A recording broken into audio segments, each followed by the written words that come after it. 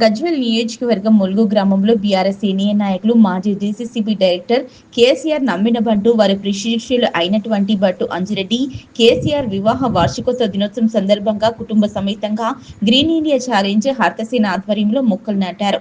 ఈ కార్యక్రమంలో హర్తసేన green India challenge Gajwel నియోజకవర్గ ఇన్ఛార్జ్ అనిల్ మొగ్లీ మాట్లాడుతూ, ఈ రోజు తెలంగాణ రాష్ట్రానికి పండగ రోజు అని తెలంగాణ జాతిపిత కేసీఆర్ దంపతులు అలాగే వారి శిష్యులు భట్టు అంజిరెడ్డి దంపతుల పెళ్లి రోజు సందర్భంగా శుభాకాంక్షలు తెలిపారు.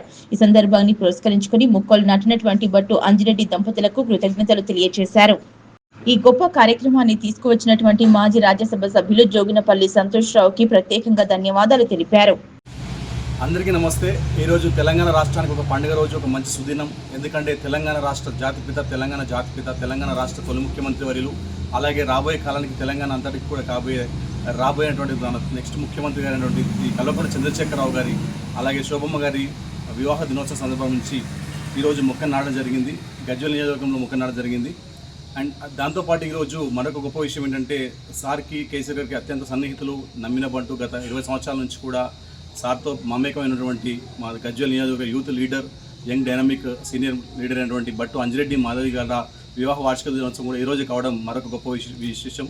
వీరిరువురు కూడా తెలంగాణ రాష్ట్ర ప్రజల తరపున, తెలంగాణ యావత్ ప్రజల తరపున అండ్ ముఖ్యంగా గ్రీన్ ఇండియా ఛాలెంజ్లో భాగంగా ఈరోజు సందర్భాన్ని పురస్కరించుకొని ములుగు స్థానిక గ్రామంలో భట్టు అంజిరెడ్డి గారు, మాధవి గారు మొక్కలు నాటడం జరిగింది.